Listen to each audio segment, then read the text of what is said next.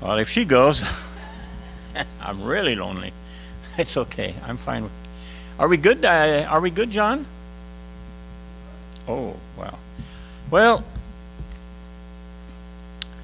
we're gonna talk about Daniel, the book of Daniel, and we're in chapter 1.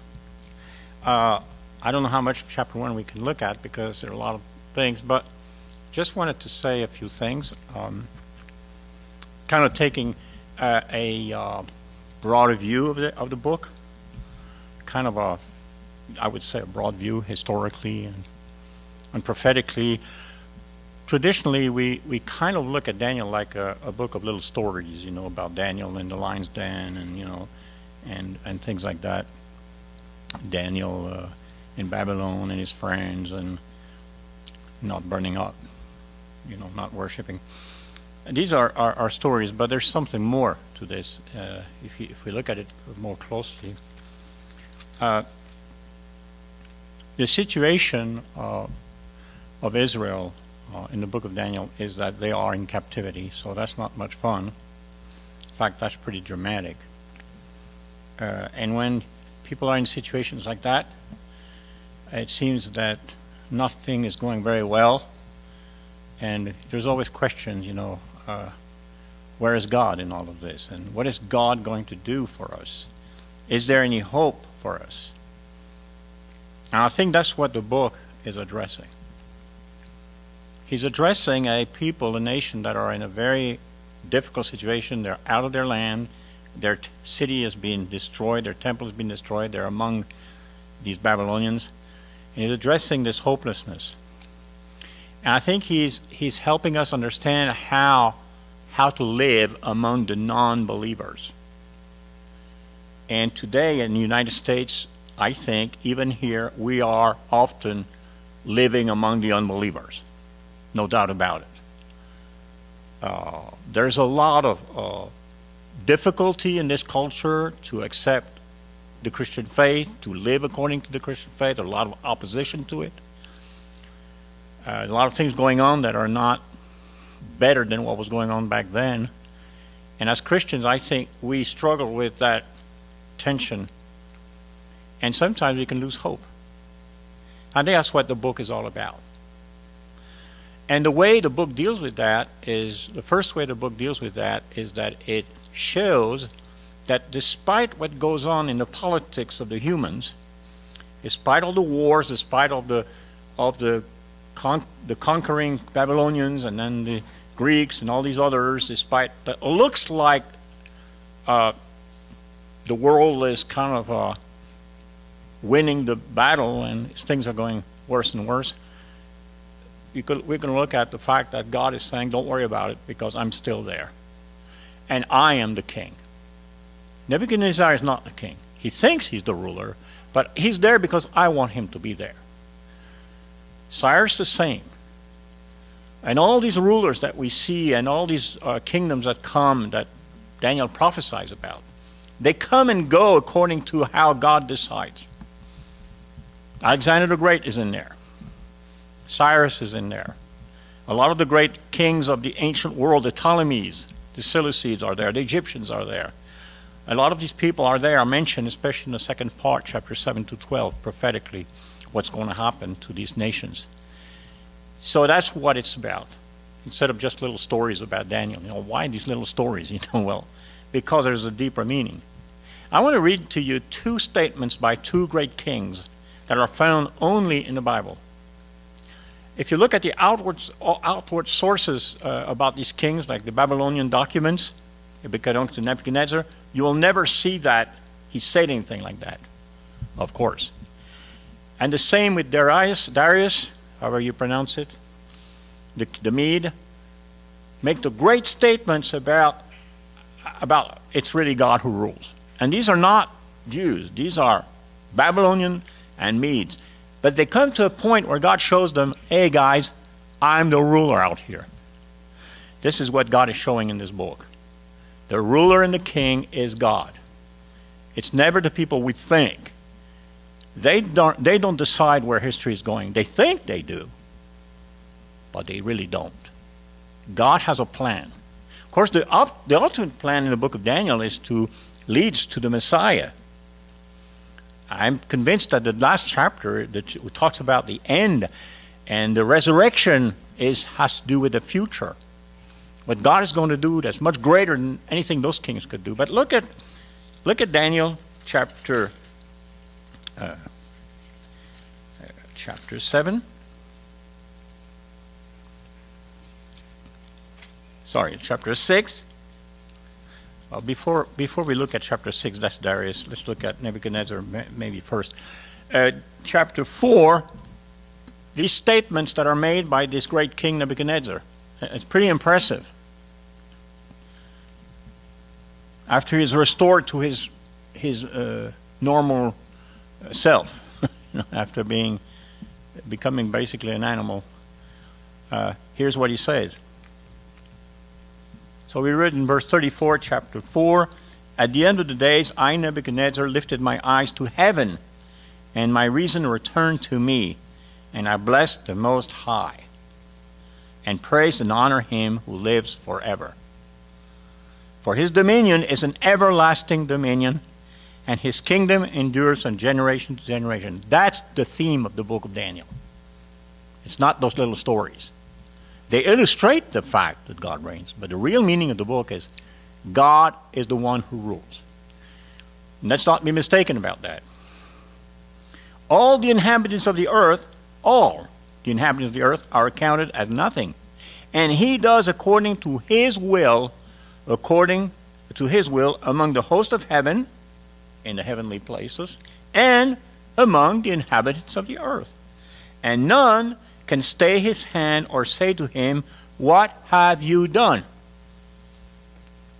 So who is in control? In America, 2019? In France, anywhere? In Africa? Who is the real king? Who decides who is going to be ruling, who is not ruling? God. We think we do. We don't. God decides. I'm convinced of that. Okay, let's look at now a statement made later on by a Persian king. Daniel chapter 6, verse 25. "Then Darius wrote to all the people, nations, and languages that dwell on all the earth." That's a lot of people, huh? Powerful man. "Peace be multiplied to you. I make a decree that in all my royal dominion people are to tremble and fear before the God of Daniel." Well, that's a pretty big change in this guy's mind. "For he is the living God, enduring forever. His kingdom shall never be destroyed, and his dominion shall be to the end. He delivers and rescues. He works the signs and wonders in heaven and on earth. He who has saved Daniel from the power of the lions." So this Daniel prospered during the reign of Darius and the reign of Cyrus the Persian. I read these two statements because to me they tell us what the book is really about. The sovereignty of God. Really, that's what the Bible is about. That's what the ministry of Jesus is about. That's what the epistles of Paul are about. That's what the Christian faith is about. That's what Jesus said, the last words Jesus said, huh? Matthew 28, "All authority has been given to me in heaven and on earth." Well, that kind of makes it pretty clear. Who is in charge? Who is in control? So I think that's what we learn throughout the book, through these stories and through visions and through all different means, but that's what it's all about. So we should never forget the big picture. When we look at those stories, we understand why they're there, what do they mean? What is God trying to teach us today in 2019 in our situation? So that we don't become sometimes so hopeless and feel powerless in our situation and the politics and this and that, and all of that, thinking, that it's human beings who decide basically where history is going, but really it's not. We have that illusion that it is. Like we have the illusion we control our life many times. But do we really? Are we in control of our life? I'm not so sure. So if it's true that God is the one who keeps us alive and helps us and feeds us and provides for us, why don't we rely completely on him and know that he's taking care of us? Why do we worry? Why do we live hopelessly? Why do we get angry even? Because everything, I believe, is a lack of trust somewhere. If we really trust God, we'll be good. We'll be cool. Say, oh, we'll be cool. Be good. We struggle with that. So it's not a coincidence that the book begins in chapter 1 by putting it in the historical context. We're talking here about kings, individuals who actually lived. And what happened to these kings? Well, everything that happened to these kings and everything that happened to Israel didn't happen just by chance. It just happened. No, there's no chance. Everything was happened for a purpose and according to God's will. And that's what we need to see. So in the 3rd year of the reign of Jehoiakim, king of Judah, one of the last kings, there are 2 more, one of the last kings of Judah, Nebuchadnezzar, king of Babylon, came to Jerusalem and besieged it. We're in 606, 605, it depends how you calculate, 606 before Christ. Israel is gone, the 10 tribes are gone in captivity. There's only Judah left, that little tribe of Judah, and a little bit of Benjamin. And Nebuchadnezzar, the great king Nebuchadnezzar, king of Babylon, the greatest powerful king at that time, comes against Jerusalem here and besieges the city. And we read in verse 2, and the beginning in verse 2, you notice immediately how the text emphasizes what I've been talking about. God is doing this. This is not chance or lack of luck. Okay? And the Lord gave Jehoiakim, king of Judah, into his hand with some of the vessels of the house of God. How is that possible? This is a king of Judah, of Israel, the nation that God made a covenant with. And God decides to give that king into the hands of Nebuchadnezzar? That doesn't seem normal. Yeah, it is normal, because that's exactly what God has said would happen if the king would act like this or like that. God is doing exactly what he said he would do. And that's what he said even back in Deuteronomy. If the people didn't act according to the covenant, this is what would happen. It was prophesied. How many years ago? Here? About 1,000 years before. About 1,000 years before when they entered the land. Deuteronomy, the book of Deuteronomy, prophetically, that we just studied, told them several times that's what's going to happen. So he brought them into the land of Shinar, which is an ancient name for Babylon. You find it in Genesis, the 10th chapter is mentioned. Shinar is mentioned as, it's an ancient name for Babylon. It's actually today's Iraq, basically, pretty big land, and with the Euphrates there, the Tigris, other things well known, corresponds to today's Iraq.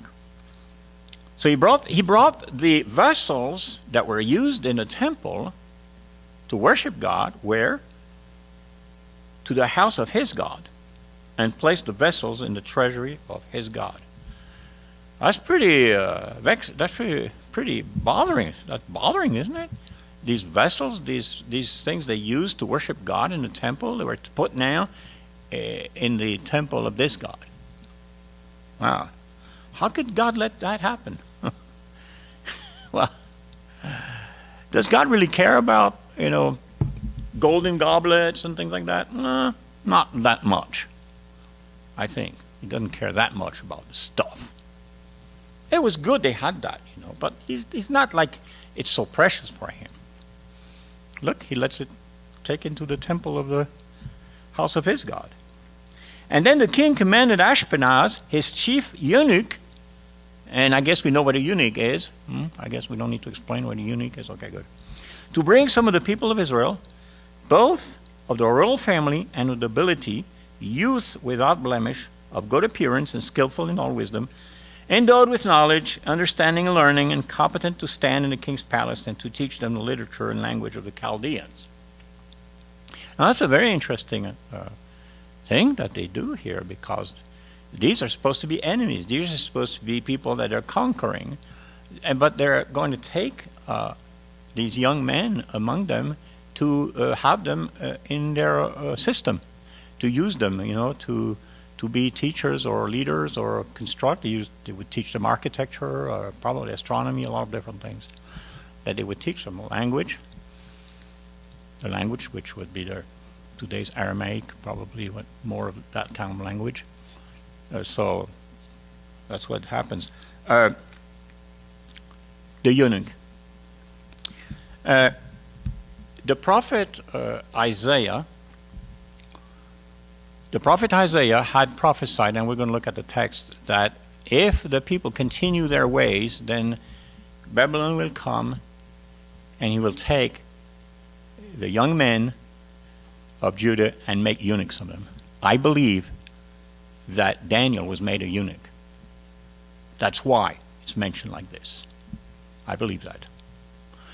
Let's look at 2 Kings chapter 20. So that's pretty tough. Pretty tough. 2 Kings 20, I believe. Let me see. It should be, it's going to be chapter 20, verse 16. Why would he be made a eunuch? What's the advantage of that? The advantage of that is that he could never be married. He wouldn't have a family. He would be completely given to the service of the king. I believe Daniel and his 3 friends were made eunuchs because that's what the prophecy said here. 2 Kings chapter 20, verse 16. Isaiah speaking to Hezekiah. That's quite a while before, over 100 years before, what would happen. Isaiah said to Hezekiah, hear the word of the Lord. Behold, the days are coming, when all that is in your house and that which your fathers have stored up till this day shall be carried to Babylon. So he's saying that over 100 years before it happened. Nothing shall be left, says the Lord. Some of your sons who will come from you, whom you will father, shall be taken away, and there shall be eunuchs in the palace of the king of Babylon. Prophecy. It happened exactly. Not everybody agrees with that, but I think he was made a eunuch, and so were his friends. So not only that, but of course, as you know, their names were changed. Hebrew names: Daniel, Hananiah, Michael, just like the name of the angel, and Azariah.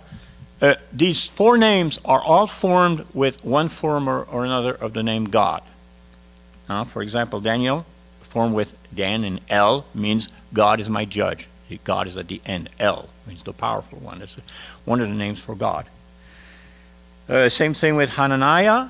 Yah, the ending is Yah. It's like Yahweh. It's part of God's name. So it also means something about God. Same thing with Michael. Michael, that means, I think it means the victorious one for God, the warrior for God. Michael. And then Azariah also. Now these are all names formed with the word God in there, to honor God. Well, all the names are changed. And apparently it looks like all those names have some kind of something to do with their gods, the Babylonian gods. So we have Belshazzar. We have Belshazzar. Bel is one of the Babylonian kings. So we have the name Bel already. Actually means favored of Bel. So here's Daniel, who is, my God is judge, whose name becomes now favored of Bel. As if we were called, I would suddenly be called Baal, or some kind of god, It would be awkward for me to carry the name of a pagan god. That's what happened to them. And so then we have Shadrach. Shadrach, we're not sure what it is, but probably it comes from the god Moon, that they worship the moon, of course, also. And then we have Mishael, Mishach. Mishach is a word that is very close to the word king, like this, even in Hebrew. So it has to do with the word king. Maybe guest of the king, favored of the king. We're not sure. And then Abednego is very close to the word Nebo. Nebo is a god, also Babylon. So we see these names are Babylonian, have to do with Babylonian religion. Good. Now we know the story. We continue the story there in Daniel 1, and we see that Daniel does not want to eat the king's food, obviously, because he knew the law, and there were certain foods, impure, certain animals, especially animals that he couldn't eat. So that's what happens here. So he asked the chief of the eunuchs to allow him not to defile himself. And then it says, verse 9, and God gave Daniel favor and compassion in the sight of the chief of the eunuchs. It's important to notice these times when it often happens when the writer says, okay, now this comes from God. Again, this is not chance. This is not Daniel, he's the big hero. Notice regularly we see the writer says, this is from God. Like here, for example, God gave Daniel favor and compassion in the sight of the chief of the eunuchs. Daniel wasn't, on his own trying to figure out stuff. God was there, intervening in his favor, giving him favor. And so we see that what happens. The chief of the eunuchs says to Daniel, I fear my lord the king, who assigned you food and drink. Why should he see that you are in worse condition than youth who are your own age, so you would endanger my head with the king? Well, Daniel said to the steward whom the chief of the eunuchs had assigned over Daniel, Hananiah, Mishael, and Azariah, test your servants for 10 days. Let us be given vegetables to eat and water to drink. The word here actually is a word that means a plant that contains seeds. It's a very specific word here, translated vegetable. So that's an interesting idea.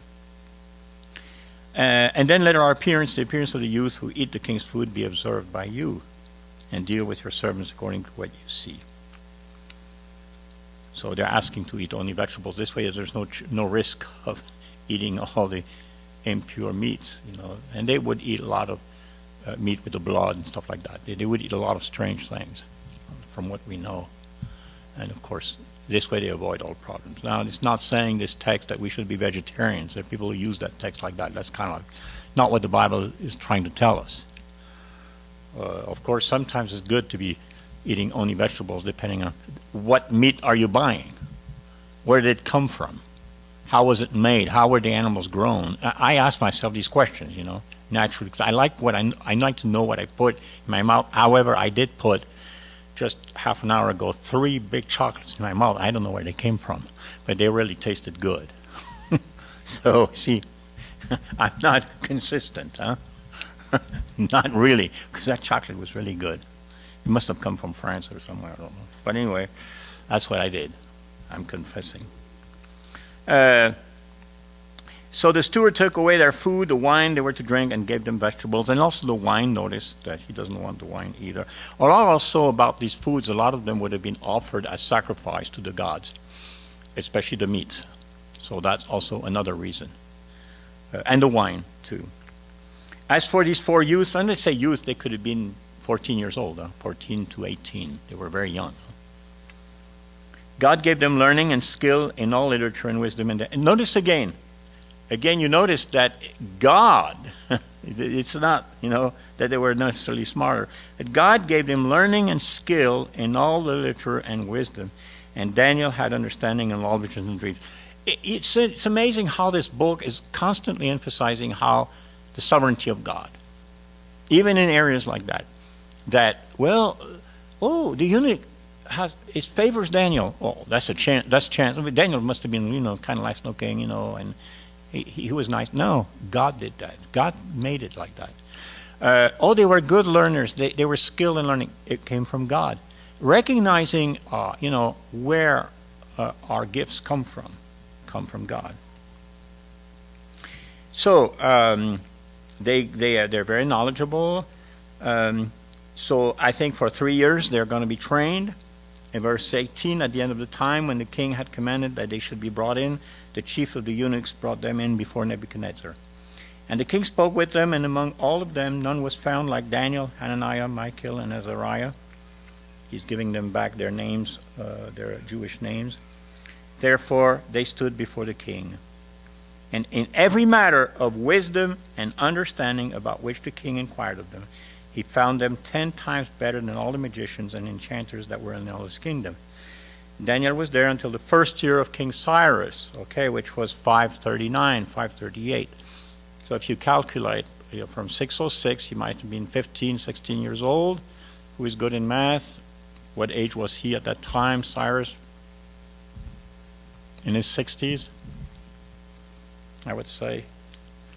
Yeah, about in his 60s. And he continued to live, so he lived pretty old.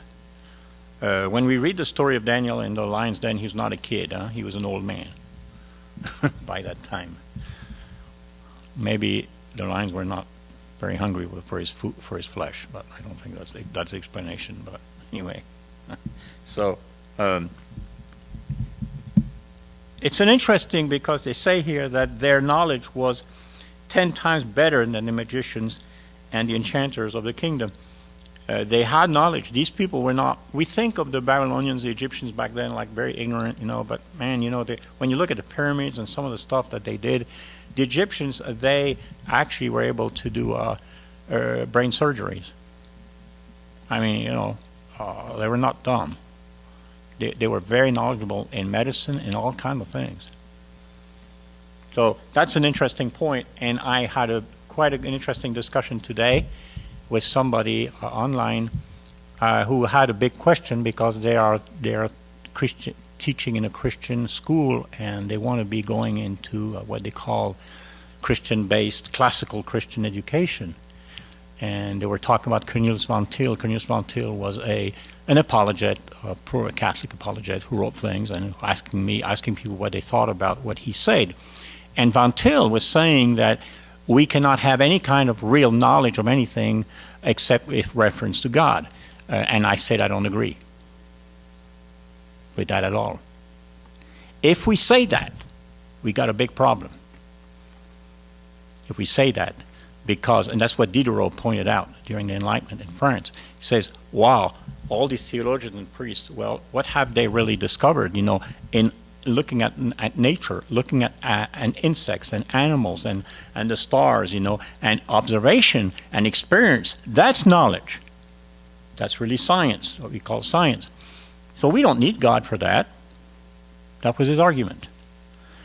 If we say that only if we believe in God and have the Bible we can be smart, we're making a big mistake. Because God gave intelligence, the ability to think, to everybody. And so I don't want an atheist to come to me and say, well, I don't need God because I'm smart. He says, did you make yourself smart? Did you create your own brain? God made you that. It's a gift from God. See, Jesus said, you remember he said in the Sermon on the Mount, he gives the sun and the rain to the just and the unjust. So, people have ability to discover amazing things in nature and to produce medicine and to do all kinds of amazing things, and then they're proud. And then they conclude, like Diderot, that, well, the proof now we don't need God. That's not very good logic.